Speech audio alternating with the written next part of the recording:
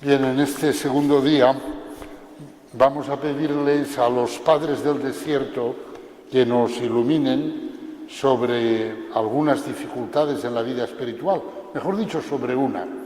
Es curioso que los padres del desierto, pues,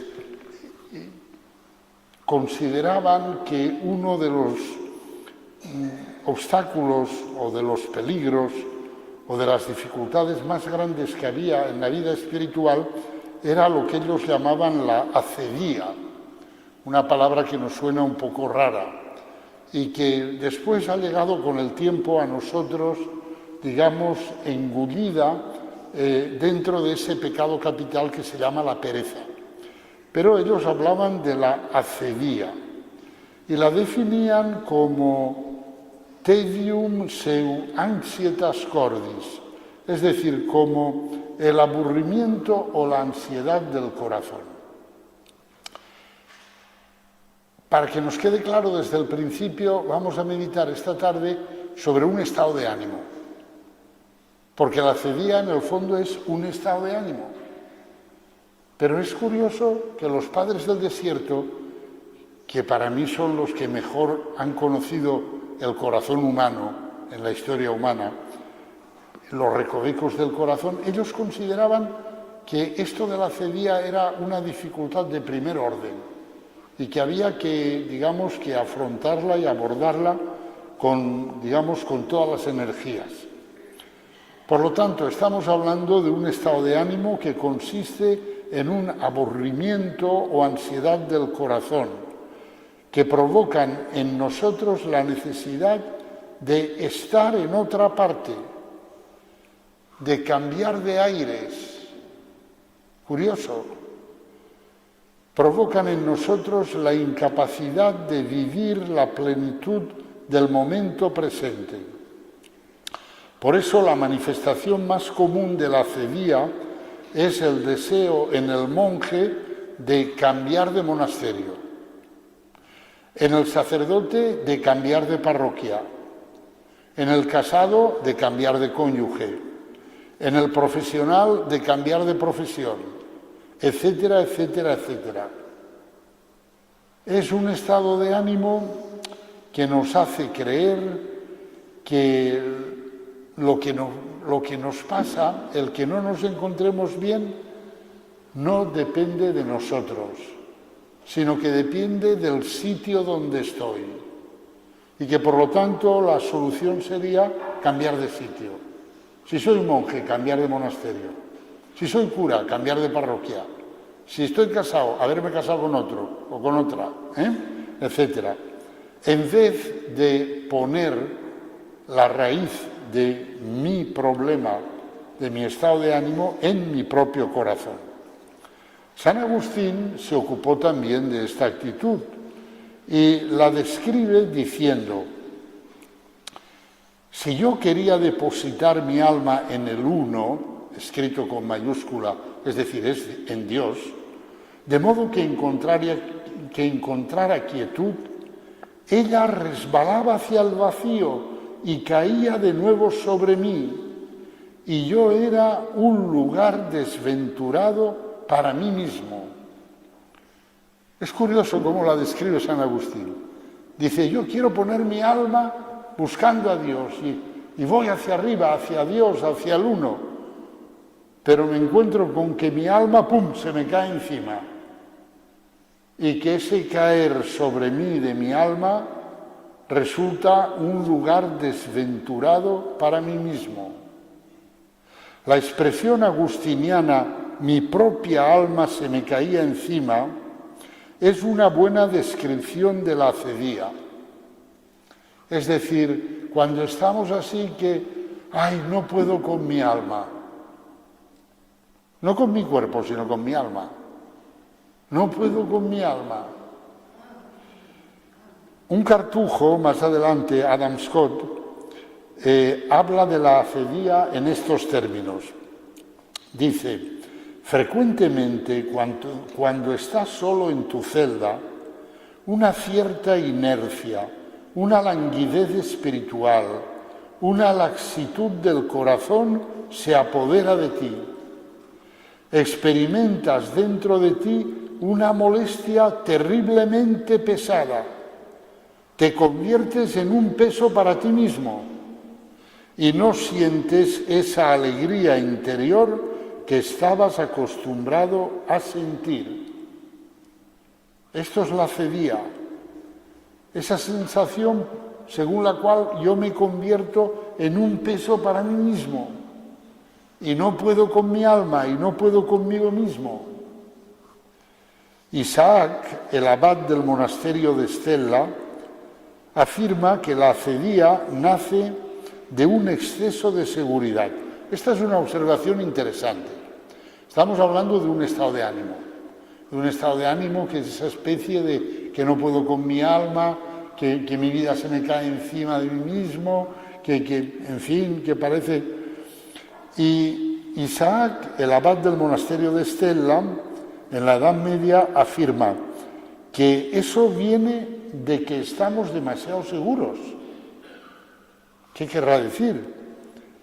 Pues lo que quiere decir es que uno hace un análisis de la realidad según el cual lo único que le puede salvar es cambiar de lugar, cambiar de situación. Uno dice, mientras siga aquí, esto no tiene remedio. Claro, dice Isaac, eso es un exceso de seguridad. Tú estás demasiado seguro de que el análisis de tu situación que tú haces es acertado. Y estás tan seguro que llegas a la conclusión de que tienes que cambiar de lugar, tienes que cambiar de situación, porque si no, no tienes remedio. Pero, ¿cómo estás tan seguro de eso? Dice el monje. Ocurre como con el desesperado. El desesperado analiza su situación y concluye que no tiene salida alguna. Pero claro, uno le dice al desesperado, ¿y cómo estás tan seguro de que no hay salida alguna? ¿Tan listo eres? ¿Tan seguro estás de que has considerado todos los factores de la realidad, de la situación, de que no se te ha escapado nada y de que por lo tanto tu análisis es concluyente e inapelable? Y que, ¿cómo estás tan seguro de eso? Porque mira, te has olvidado, por ejemplo, de un factor fundamental, que Dios existe y que actúa. Y por lo tanto, cuando tú, creyéndote tan inteligente y tan lúcido, dices, esto no tiene remedio, y coges la pistola para pegarte un tiro, te estás pasando de listo.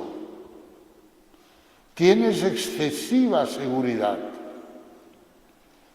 Porque te olvidas de que Dios existe y de que Dios puede actuar en cualquier momento.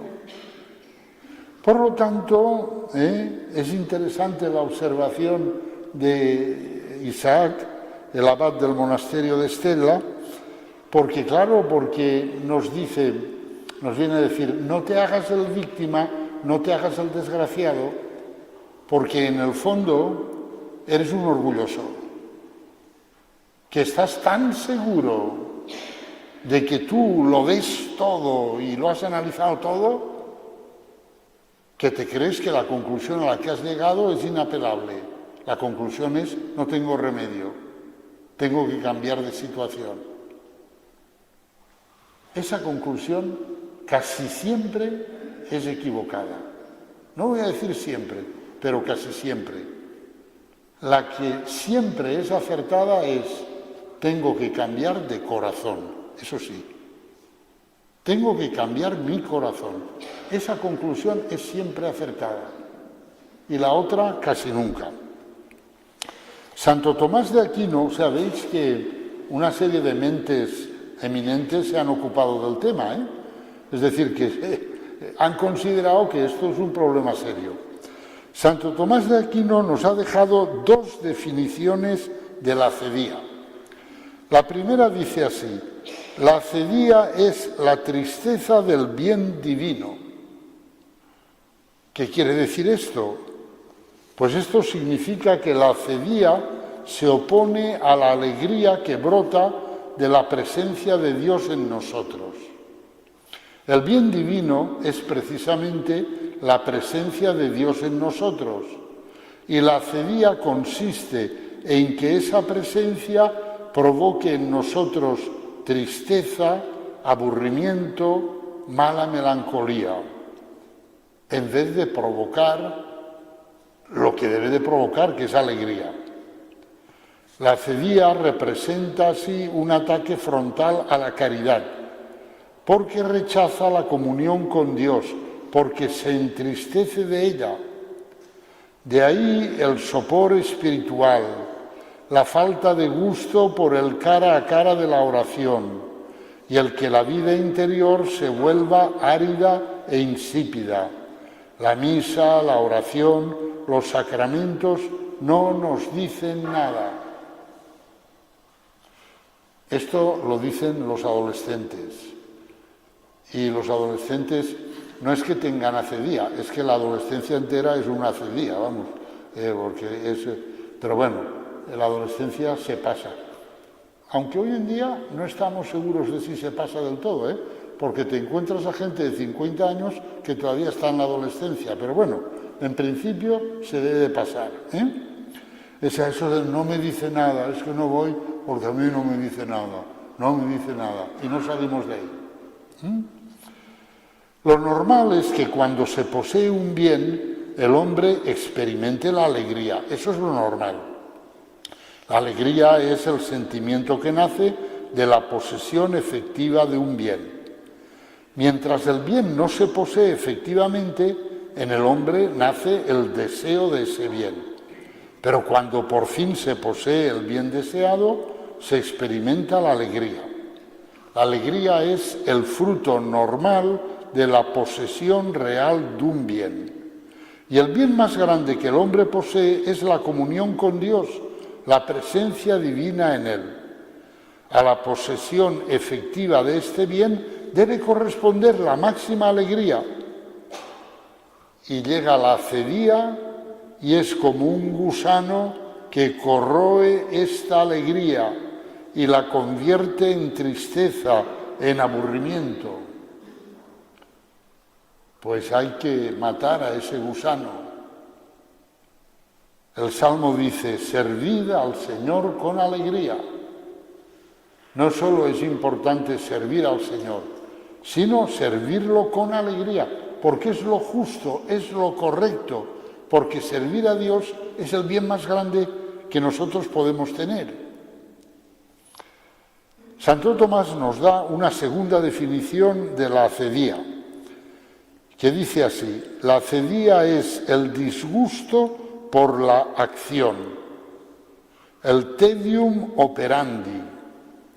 Es decir, la acción no se refiere aquí a cualquier acción, sino a la acción fundamental del ser humano, que consiste en tender a la felicidad, en buscar el fin para el cual el hombre ha sido creado, es decir, para la relación con Dios. La acedía nos sumerge en una pasividad total en relación a nuestro último fin, que es la comunión con Dios. En relación a él, el hombre poseído por la acedía no hace nada. Se queda como paralizado, como si dijera: ¡ay, qué pereza tender a la felicidad! ¡Ay, ay, ay, qué difícil! La felicidad, qué difícil. Se queda ahí como paralizado. Pero criatura, si ha sido creado para la felicidad. Buscar la felicidad es, digamos, la ley fundamental del ser humano. La acedía es una especie de apatía que hace que uno no busque la felicidad. Hay filosofías que justifican la acedía, las filosofías del absurdo. Los filósofos que dicen que el hombre es, en fin, una pasión inútil, que el hombre no, en fin, que no hay manera de conseguir un bien, de alcanzar una felicidad, y por lo tanto sumergen al hombre en el absurdo. Bien, pues hay que saber que esas filosofías llevan el sello de eso que los padres del desierto consideraban uno de los peligros más grandes, de los obstáculos más grandes para la vida cristiana, para la vida espiritual. Entonces, el hombre poseído por la cedía no hace nada para alcanzar la felicidad.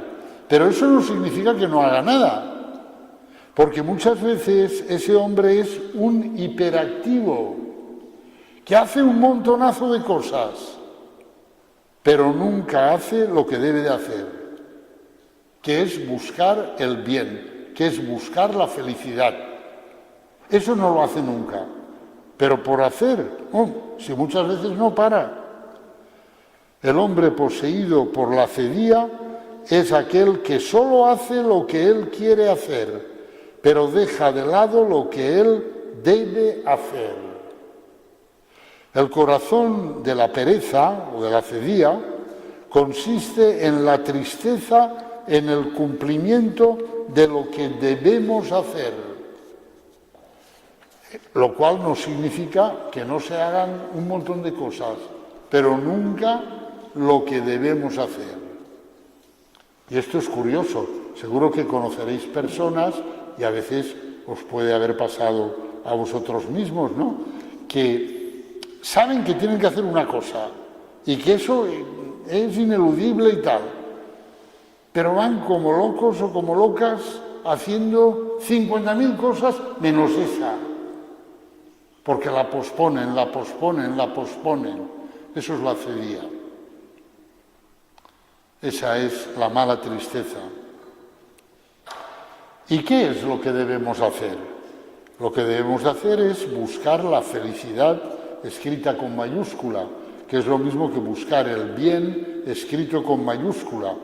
Y eso es subir, ascender, caminar cuesta arriba, caminar hacia una cima. Y esa cima es nuestra divinización. Dios nos ha creado para divinizarnos y hacernos así capaces de vivir eternamente con Él. Pero ese camino es una ascensión, es decir, un camino cuesta arriba, que requiere de nosotros el esfuerzo de nuestra libertad. Y ahí es donde la cedía da la lata. La tentación es la de querer obtener esa cima, llegar a esa cima, pero sin subir la cuesta. Esa tentación fue el pecado original. El pecado original fue querer ser como Dios comiendo un fruto, sin trabajar. Por cierto, el hombre había sido creado por Dios para ser como Dios por gracia. Pero eso requiere el trabajo de la libertad del hombre, la colaboración de la libertad del hombre con la gracia. La propuesta de la serpiente fue decir, ahórrate el trabajo. Tú tomas del fruto del árbol del conocimiento del bien y del mal, y ¡plam!, ya has llegado a la cima. Pues esa tentación permanece siempre, ¿sabéis? Y los padres del desierto la llamaban acedía. Bien, pues ya hemos descrito lo que es la acedía, esa especie de tristeza, de aburrimiento, de pereza, de que se me cae el alma encima, se me cae mi vida encima, de que no saco los pies del plato, etc. ¿Qué nos dicen los padres del desierto sobre esto? Sabéis que los padres del desierto no escribieron nada, pero que había gente que iba a ellos a visitarlos y les preguntaba. Y entonces, pues ellos, cuando respondían, porque no siempre respondían, a lo mejor le miraban a la cara y le decían, no hay palabra para ti. Ellos tenían mucho discernimiento y cuando veían en el rostro o en la manera de preguntar de quien les preguntaba que eran un frívolo que iba por allí a curiosear para volver a la ciudad y contar, estaba con el padre del desierto y me ha dicho esto, lo otro. Cuando ellos veían eso, se quedaban mirándolo y le decían, no hay palabra para ti, lárgate. Pero otras veces respondían. Y entonces, pues, respondían en general de manera bastante breve.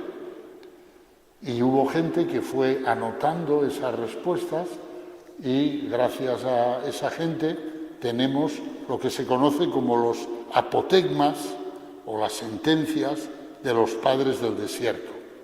Pues vamos a leer algunos de ellos sobre este tema y a reflexionar sobre lo que nos dicen. Un hermano preguntó a un anciano, ¿por qué soy presa de la acedía cuando estoy en mi celda? Y el anciano le dijo, porque todavía no has contemplado la esperanza de la resurrección ni los tormentos del infierno. Pues si llegases a ver esto, tu celda estaría llena de gusanos y tú sumergido en ellos y no padecerías acedía. Como veis, la respuesta es fuerte y tiene su punto de ironía, ¿no? Pero vamos a intentar coger la sustancia. La sustancia es que este apotegma relaciona la acedía con la esperanza, en el sentido de decir que la pereza surge porque no contemplamos en serio cuál es el precioso destino para el que hemos sido creados, el término formidable de nuestra existencia al que estamos llamados. No contemplamos eso, o sea, porque no meditamos en el cielo. Y entonces, pues el no meditar en el cielo desmotiva, desincentiva nuestro esfuerzo espiritual. Y este es un punto interesante. A veces pienso yo que el Señor a los sacerdotes de mi generación nos dará un coscorrón, bueno, nos dará muchos coscorrones, pero uno de los coscorrones será por no hablar suficientemente del cielo. Todos preocupados con los problemas de la tierra. Oye, vamos a ver, si Cristo no ha venido a solucionar los problemas de la tierra, Cristo ha venido a llevarnos al cielo. Por lo tanto, hay que hablar del cielo, hay que pensar en el cielo, hay que meditar en el cielo, hay que saber que estamos creados para el cielo. Y entonces la acedía desaparece, porque uno dice, muchacho, que tengo ahí un destino que me espera, que es maravilloso, que es estupendo. No puedo quedarme yo aquí remoloneando en el sofá o en la cama, sino que tengo que ir hacia ese destino. Y así desaparece la acedía. Fijaros que San Pablo escribió, si solamente para esta vida tenemos puesta nuestra esperanza en Cristo, somos los hombres más dignos de compasión. O sea, el cristianismo no es para solucionar los problemas de esta vida. Y esto es importante decirlo, porque a veces parece que estamos aquí para acabar con el hambre en el mundo. No, vamos a ver. Estamos aquí para prepararnos para ir al cielo. Y por supuesto que para eso hay que amar y para eso hay que ayudar a los que sufren. Y por lo tanto, pues, haremos lo que podamos para ayudar a los que padecen hambre. Pero la finalidad del cristianismo no es esa. La finalidad del cristianismo es prepararnos para el cielo, para que lleguemos a existir por toda la eternidad con Dios en el cielo. Por lo tanto, un aspecto interesante, la esperanza, meditar en el cielo, en lo que nos espera.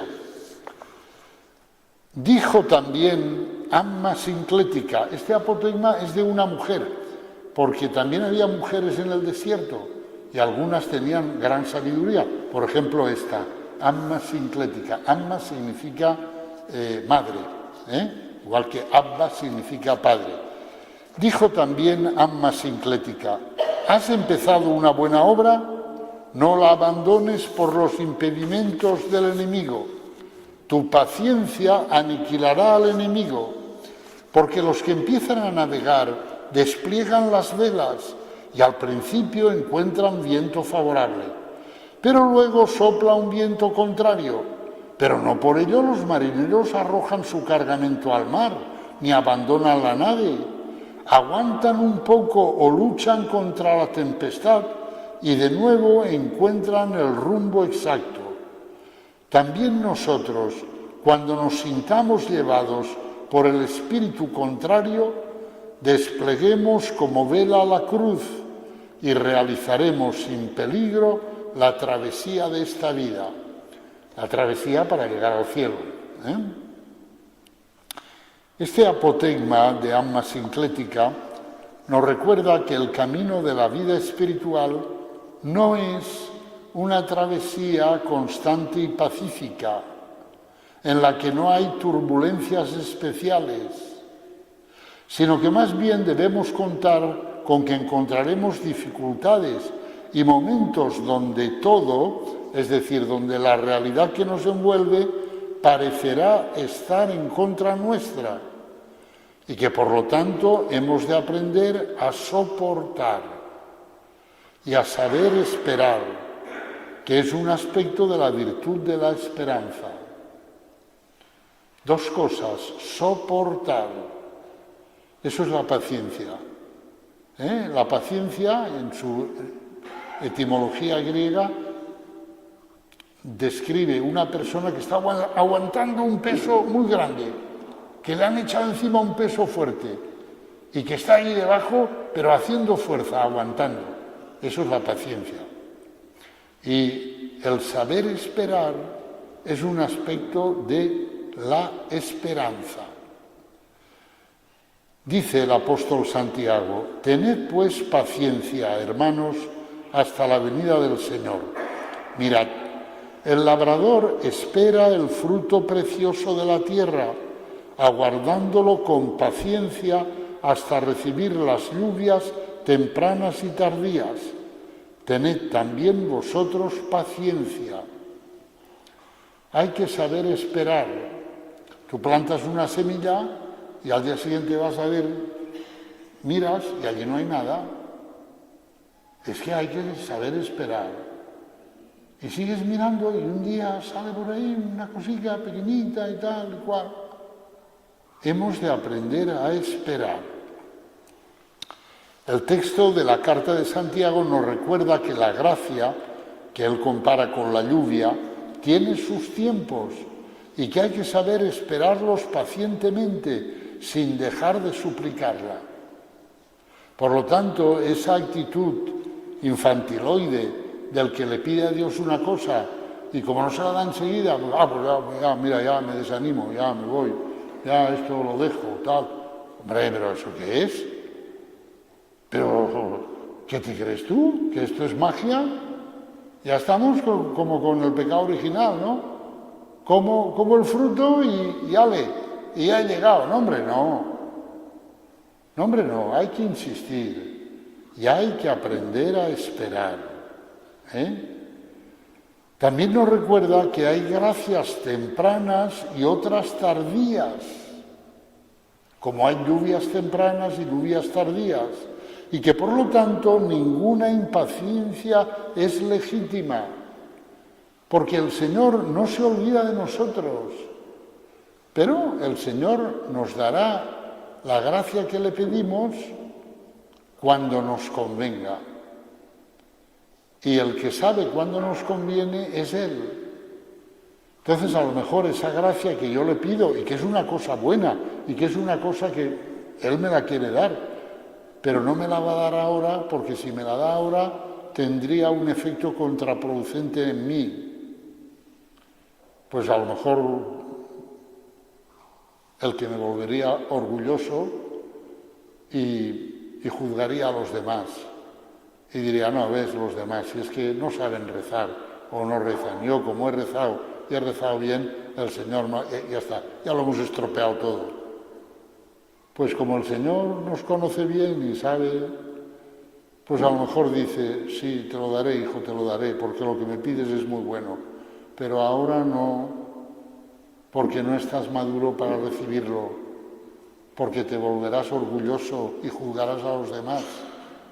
Entonces, tranquilo, tranquilo.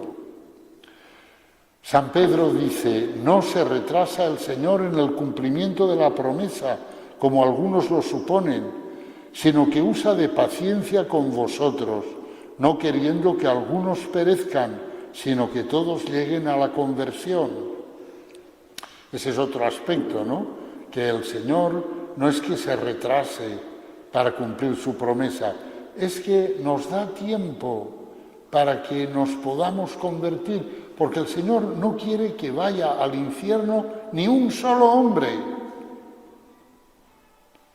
Así es que si alguna vez deseáis que vaya al infierno un hombre, sabed que no estáis de acuerdo con Dios, o que Dios no está de acuerdo con vosotros. Dios no quiere que vaya al infierno ni un solo hombre. Y por eso da tiempo, Otro apotegma. Un hermano preguntó a un anciano, Padre, ¿qué debo hacer?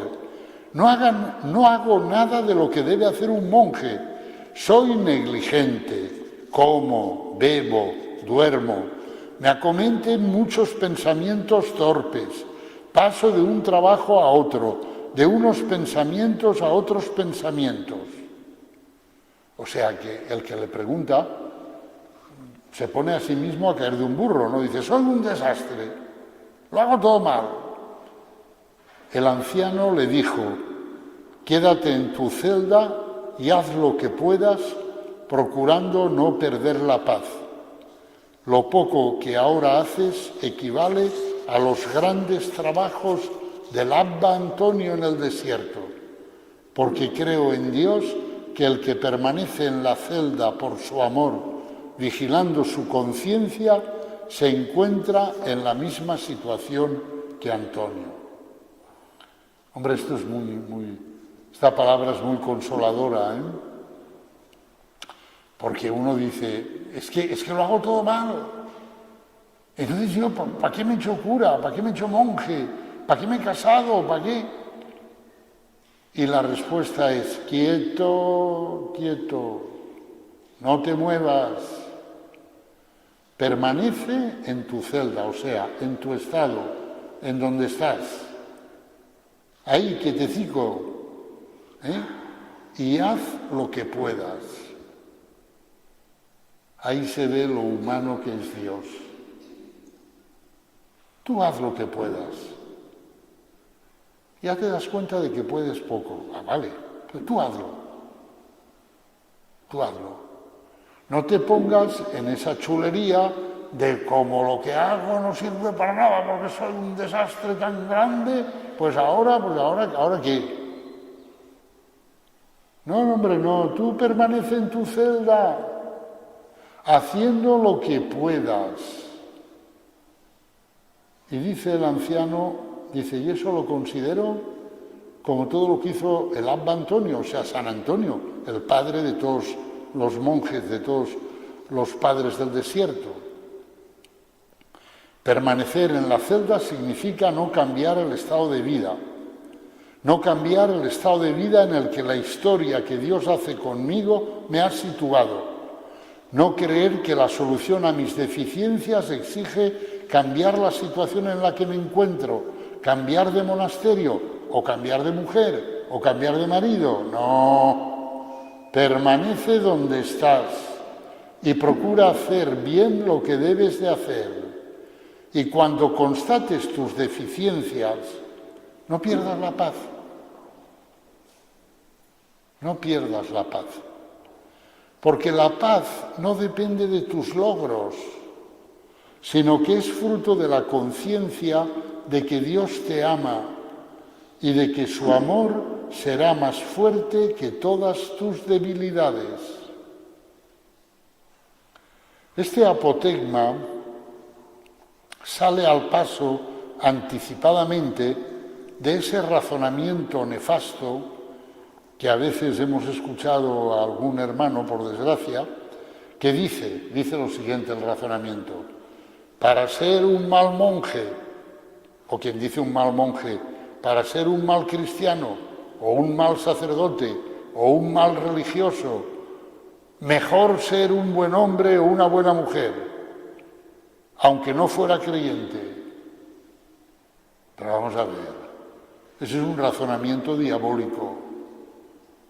O sea, ¿qué pasa? Que tú o te pones 10, o sacas matrícula de honor, o si no, esto no vale para nada. No, hombre, no. Tú sé humilde.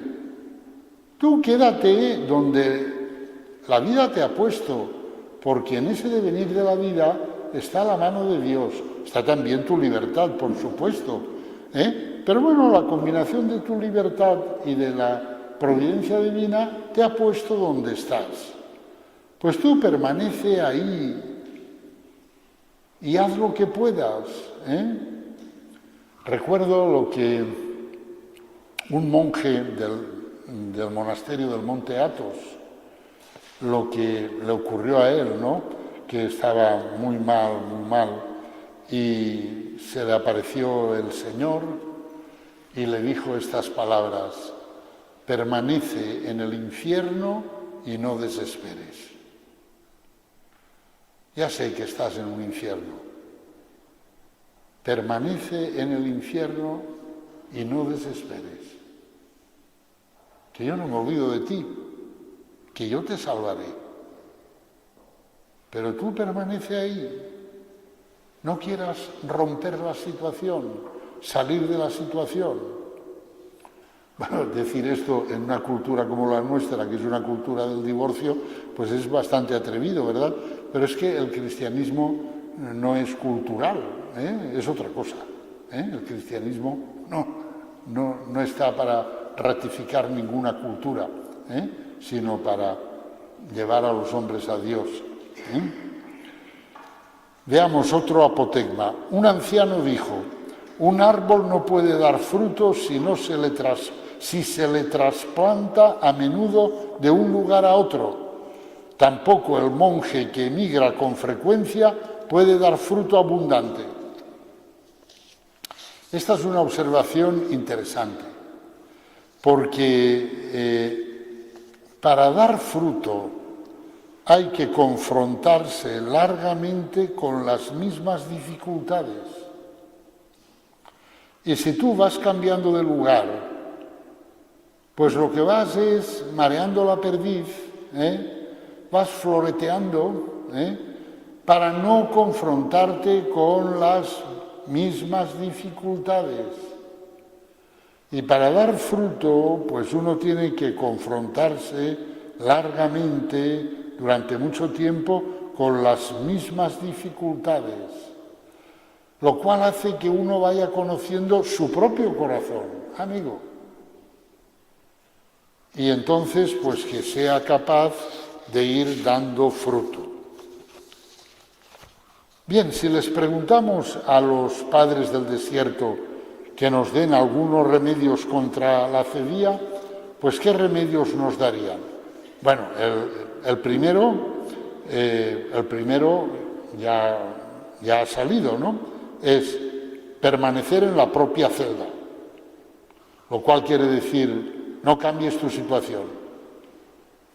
A los ojos de los padres del desierto, querer huir es una verdadera ingenuidad, puesto que no se puede huir de sí mismo.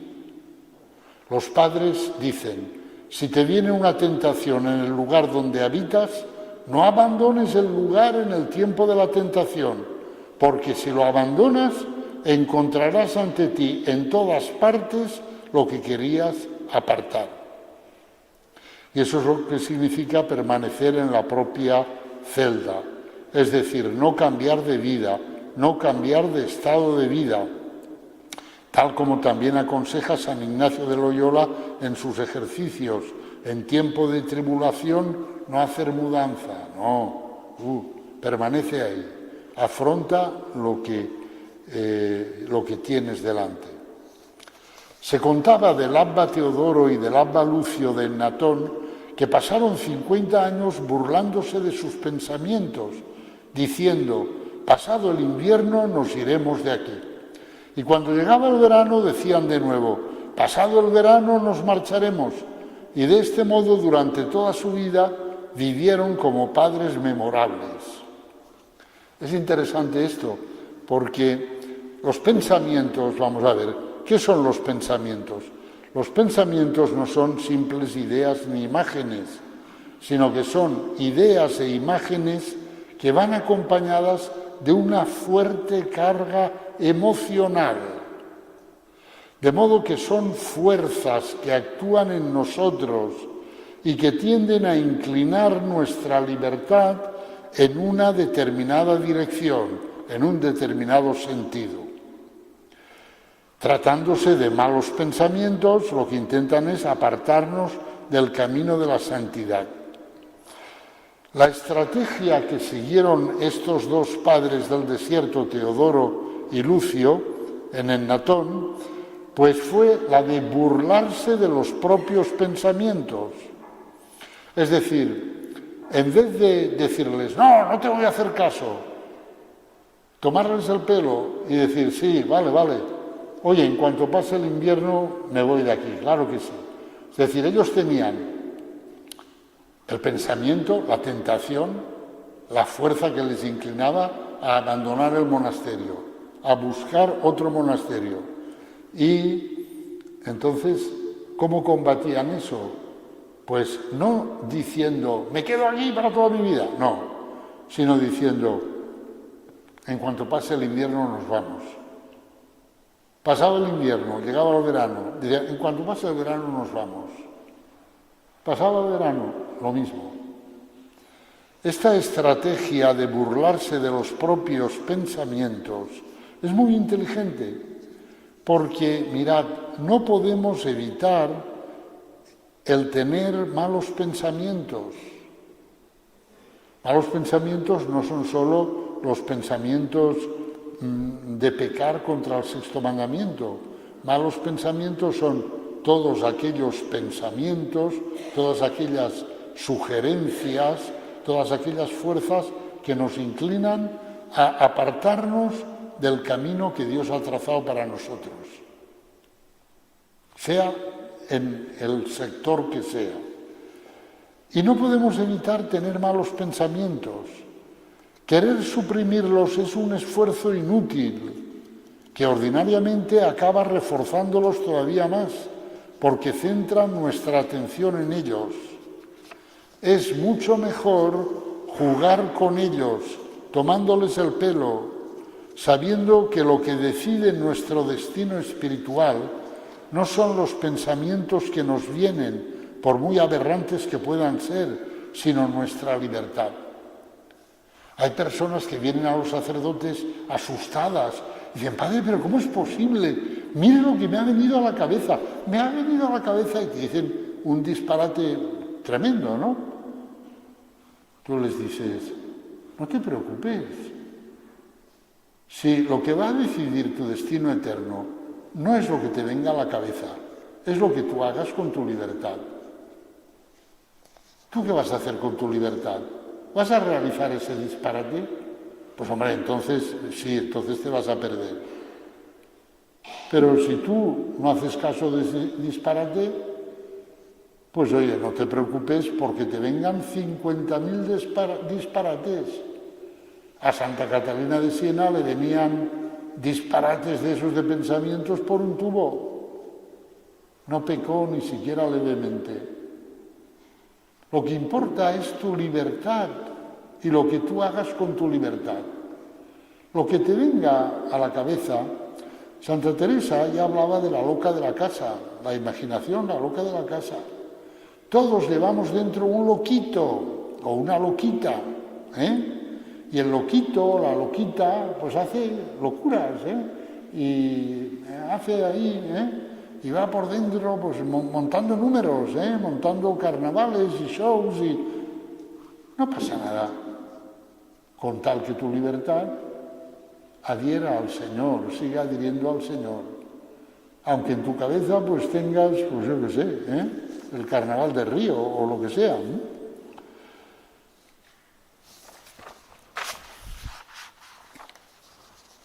Otro apotegma. Un hermano que estaba tentado de abandonar su monasterio se lo contó a su abad. Este le contestó: vuelve a tu celda, haz oblación de tu cuerpo a las paredes de tu celda y no salgas de ella. No te preocupes de tu tentación, piensa lo que quieras, pero que tu cuerpo no salga de la celda. ¡Qué gran sabiduría! Porque claro, dice, la celda, en vez de celda di tu matrimonio, tu sacerdocio, tu estado de vida, tu profesión. Es decir, permanecer en la propia celda significa aceptar la propia vida, la vida que Dios me ha dado, también a través de mis elecciones libres, comprendiendo que mi grandeza reside en jugar la partida de mi vida con las cartas que me han tocado y no pretender que me den otras cartas. Esto es importante. Nacemos y ya nada más nacer la vida nos ha repartido unas cartas. Vamos a jugar una partida de cartas, que es nuestra vida, y nos han tocado unas cartas, un cuerpo, un temperamento, un carácter, una manera de ser, unos padres, un ambiente, un colegio, un montón, cosas que no hemos elegido, nos han tocado.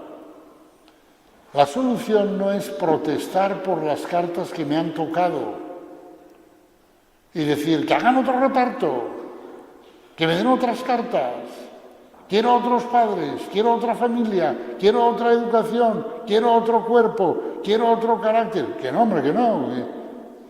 Lo que hay que hacer es aprender a florecer donde hemos sido sembrados, sin protestar por la calidad del terreno, por el clima, por la humedad, etc. Hombre, hasta un pagano como Séneca afirmaba: no hay que cambiar de lugar, sino de alma. O sea, seremos juzgados por la manera como jugamos las cartas que nos han tocado. Que el Señor ya sabe que nos han tocado, ya sabe que no las hemos elegido nosotros. Bueno, a lo mejor algunas sí, pero la mayoría no. Eso ya lo sabe el Señor. Lo importante es: ¿qué hago yo con mi libertad, con esas cartas? ¿Cómo las juego? Eso es lo importante. Florecer donde hemos sido sembrados. Cuando voy por el monte, pues, que ahora por desgracia ya no voy mucho, pues a veces me sorprende ver que en un sitio inverosímil, en 3 palmos de tierra, ha crecido un pino impresionante. Y digo, ¿ves? Este pino no se ha puesto a protestar y a decir, es que aquí no hay terreno, aquí, nada, ahí no hay nada, no ha protestado de nada. Ha arraigado, florecido y dado fruto donde ha sido sembrado. Pues eso vale para cada uno de nosotros. No hay que estar ahí pensando siempre, si hubieran sido las cosas de otra manera, yo... No, hombre, no. La fidelidad a los compromisos asumidos se revela aquí fundamental. Mantenerse en el matrimonio, en el sacerdocio, en los votos religiosos. Así lo ha entendido la sabiduría monástica. La bienaventurada Sinclética decía: si vives en un monasterio con otros, no mudes de lugar, te sería perjudicial.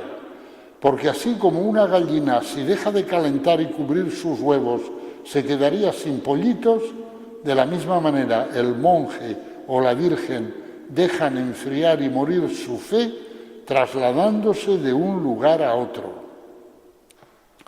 El traslado de un lugar a otro distrae de lo esencial, que no está nunca en el entorno, sino en el propio corazón. ¿Por qué el matrimonio hace que las personas maduren? Pues por la fidelidad. Porque tú cuando te casaste con un príncipe azul. Después has visto que el príncipe azul pues es, en fin, un miembro del clan del oso cavernario, ¿verdad? Y dices, ¿ahora qué hago? Permanece. Si permaneces haciendo lo que puedes, maduras, creces, floreces y das fruto. Y si no, pues no. Eso es así. Por eso San Benito critica muy fuertemente a los monjes giróvagos. Los monjes giróvagos eran, en tiempo de San Benito, no sé si siguen existiendo hoy en día, eran monjes que se pasaban la vida peregrinando de un monasterio a otro. Llegaban a un monasterio, estaban 3 o 4 días y se marchaban a otro monasterio. Iban olisqueando por todos los lados, curioseándolo todo, probando la cocina de cada monasterio, pero no se estaban quietos en un sitio. Y San Benito dice, eso es un desastre. Ahí no hay nada de verdaderamente espiritual. Frente a eso, la sabiduría de los padres del desierto y de San Benito pone de relieve el valor de la perseverancia y la paciencia.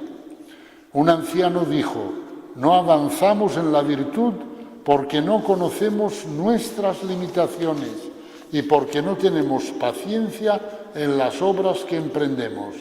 Queremos alcanzar la virtud sin esfuerzo alguno. De nuevo el pecado original.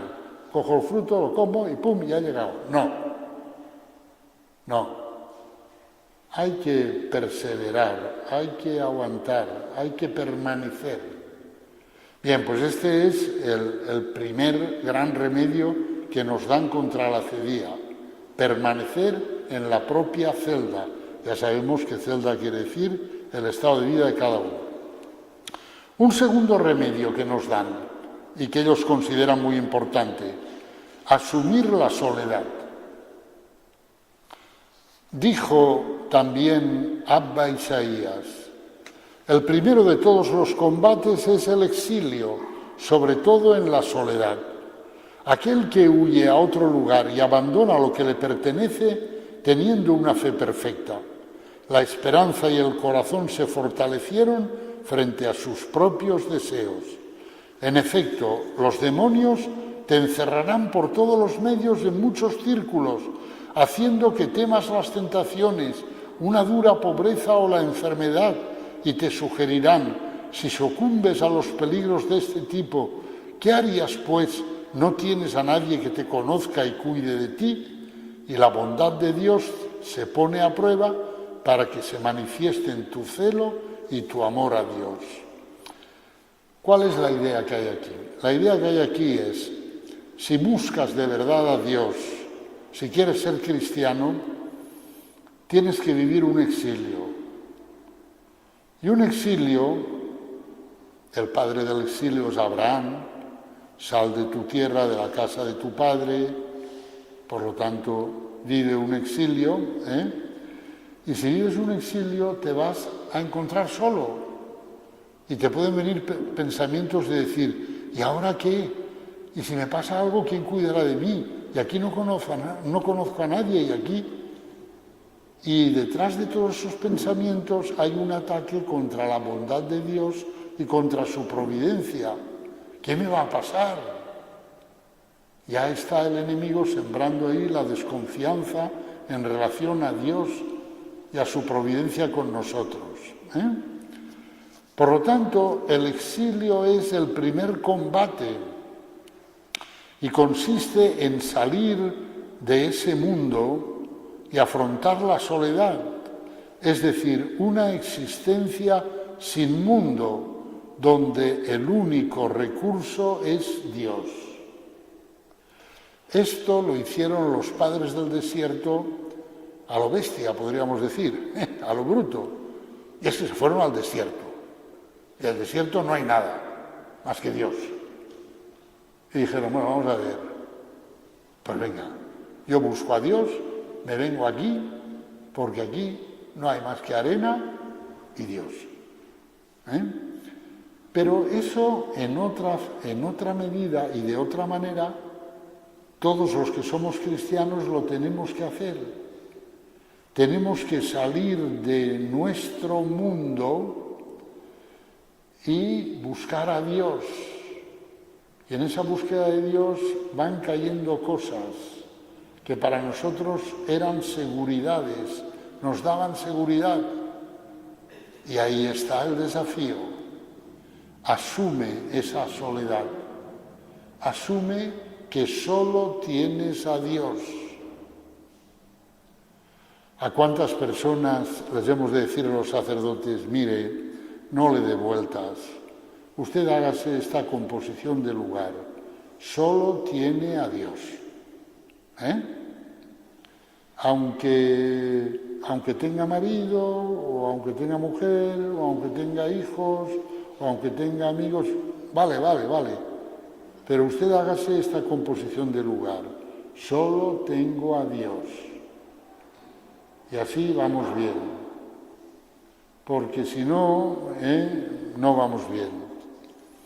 La importancia de la soledad entendida como existencia solo ante Dios, es decir, urdimbre de una vida en la que yo existo por Dios y para Dios, y dentro de la cual acojo todo lo que Dios pone en ella, el prójimo, el mundo, la historia. Y esto lo subrayan varios apotegmas, os leo alguno. Abba Alonio dijo, si el hombre no dice en su corazón, solo Dios y yo estamos en el mundo, no tendrá descanso. ¿Veis? Me encanta este apotegma, porque este apotegma dice, tú hazte la siguiente composición de lugar, que estás solo en el mundo, Dios y tú, nada más. Tú hazte esa composición de lugar.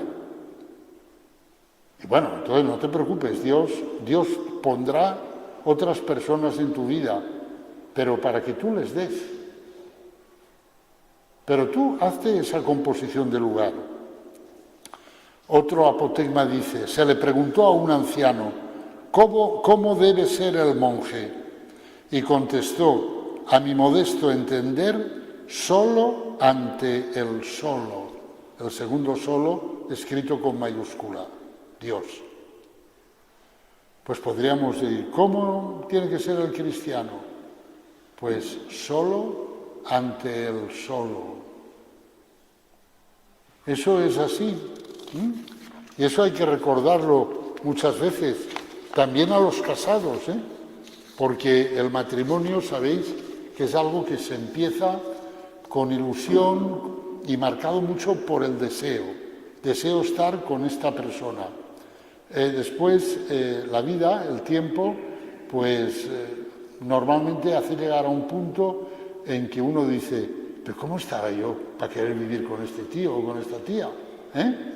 Y bueno, pues a partir de ahí el matrimonio ya no funciona en base al deseo, funciona en base a la caridad.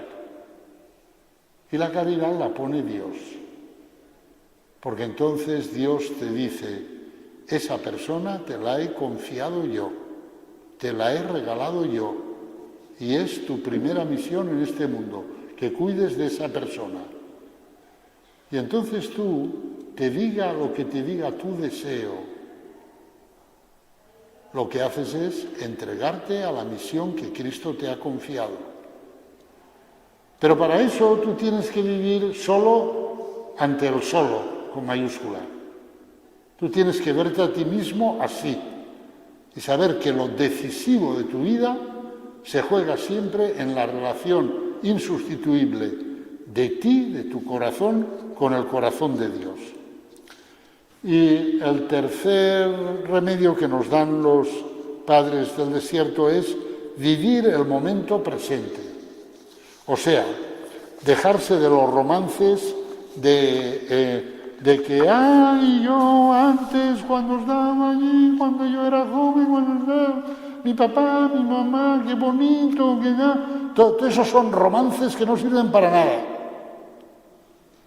O los romances de llegaré, conseguiremos, haremos, construiremos. Déjate de bobadas. Ni mirando hacia atrás, ni mirando hacia adelante. Vive el momento presente, que es la única oportunidad que tienes de amar a Dios. En el nombre del Padre, y del Hijo, y del Espíritu Santo.